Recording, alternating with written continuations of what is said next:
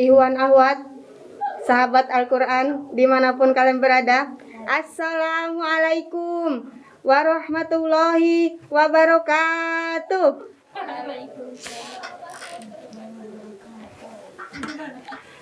Hamdan wa syukron lillah, wassalatu wassalamu ala rasulillah, amma ba'du.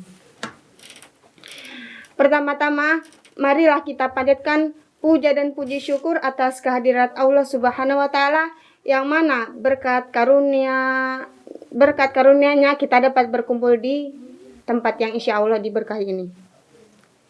Kemudian salawat beserta salam tak lupa kita haturkan kepada baginda Nabi besar Muhammad yang telah membawa kita dari alam kebodohan menuju ke alam yang penuh dengan ilmu seperti yang kita rasakan pada saat ini. Semenjak ini anak ada peralihan hobi. Yang pertamanya hobinya baca buku. Semenjak 2 pekan ini bergeser jadi kultum. Nggak main-main. 2 pekan 3 kali. Subhanallah. Oke, langsung aja teman-teman. Teruntuk jiwa-jiwa yang bingung akan potensi yang ada pada dirinya. Manusia adalah makhluk yang luar biasa dahsyat. Terbukti dalam uraian firman Allah Subhanahu wa Ta'ala dalam surat Al-Baqarah ayat 30-33. Betapa manusia dapat menepiskan dugaan malaikat dan jin, makhluk yang lebih dulu diciptakan. Saat Allah menguji mereka untuk menyebutkan nama-nama benda yang sebelumnya telah diajarkan kepada mereka, ternyata teman-teman, hanya manusia yang dapat mengulangnya dengan benar.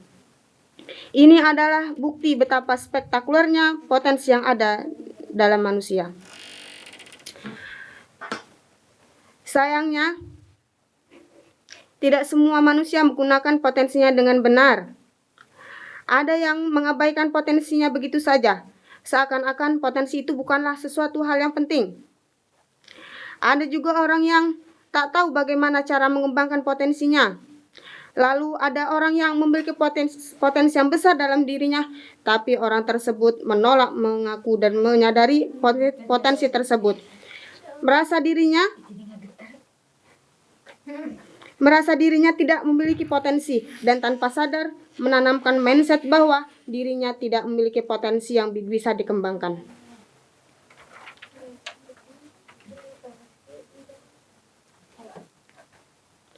Terdapat pepatah Arab yang menyebutkan bahwa manusia yang mengenal dirinya, maka dia akan mengenal Tuhannya. Pepatah tersebut dapat kita analisis bahwa mereka yang sudah mengenal dirinya dengan baik berarti dia pun mengenali potensi yang dimilikinya, termasuk itu jenis, fungsi, dan tujuan penciptaannya.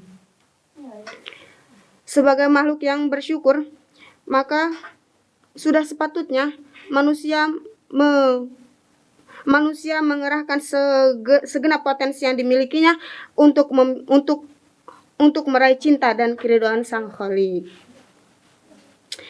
Teman-teman, meskipun ada banyak potensi yang dimiliki oleh manusia, tapi mari kita ringkas saja menjadi 3 bagian. Yang pertama, ada potensi akal. Potensi yang mana hanya dimiliki oleh manusia dan menjadi pembeda manusia dengan makhluk lainnya. Akal ialah kapasitas otak dalam berpikir, memecahkan masalah, dan pekerjaan otak lainnya. Penelitian para ahli mengungkapkan manusia hanya menggunakan sekitar 4-10% dari kapasitas otaknya. Bahkan sekelas Albert Einstein baru menggunakan 8% dari kemampuan otaknya. Itu teman-teman. Bagaimana dengan kita yang berpikir kadang malas, memecahkan masalah malas, disuruh ngerjain soal yang hitung-hitungan malas. Entahlah berapa kapasitas otak yang telah kita gunakan. Entah 4, entah 3, entah 2, entah pula kalau 1. Yang kedua, ada potensi fisik. Allah menciptakan manusia dengan kelebihan fisiknya. tak lain dan tak bukan adalah supaya manusia mampu menggunakannya untuk kebaikan. Tapi sekarang ini tidak. Ada yang memiliki fisik yang sempurna, muka elok, pemikiran cerdas, tapi digunakannya untuk memikat lawan jenis yang bukan mahramnya. Ada lelaki yang badannya gagah perkasa, pemikirannya intelektual, digunakannya untuk memikat lawan jenisnya, atau sekarang ini banyak yang digunakan untuk memikat sesama jenisnya. Astagfirullahaladzim.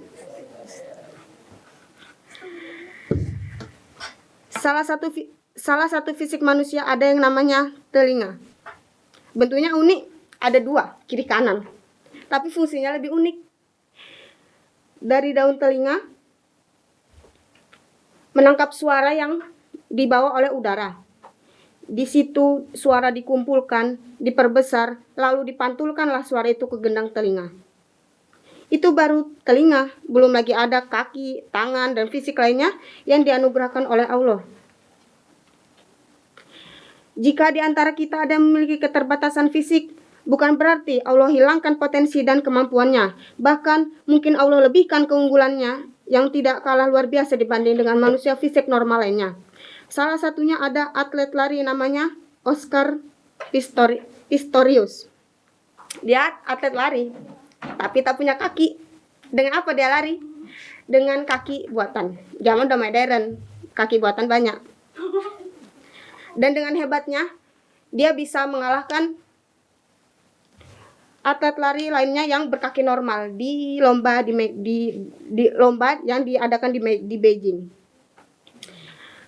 Tidak sedikit yang kita jumpai saat ini orang dengan kekurangan fisik, ada yang tunarungu, ada yang tunawicara, ada yang tunanetra, bisa hafal Quran, bahkan lebih fasih, lebih baik daripada orang yang memiliki fisik dengan normal.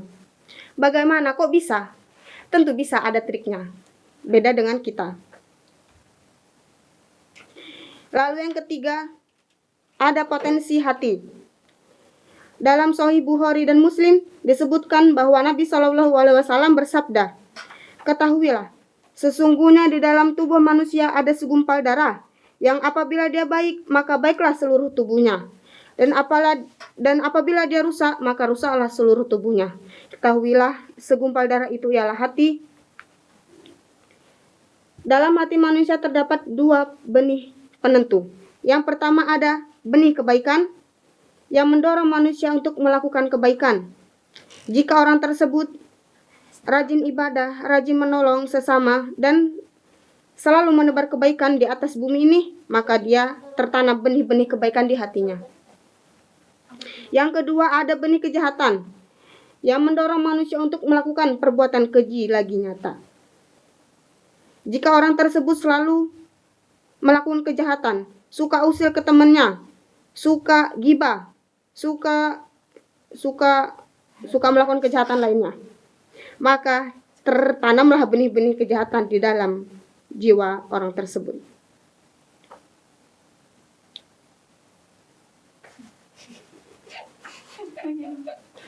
Dalam kitab Minhajul Qasidin disebutkan bahwa sesuatu yang paling berharga bernilai pada fisik manusia adalah hati, di mana hati ini memiliki kontrol penuh atas segala tingkah laku yang kita lakukan, baik itu buruk maupun baiknya. Ya, itu teman-teman. Sekiranya sekian yang dapat saya sampaikan. Kurang dan lebihnya saya mohon maaf. Wabillahi taufiq wal hidayah. Wassalamualaikum warahmatullahi wabarakatuh.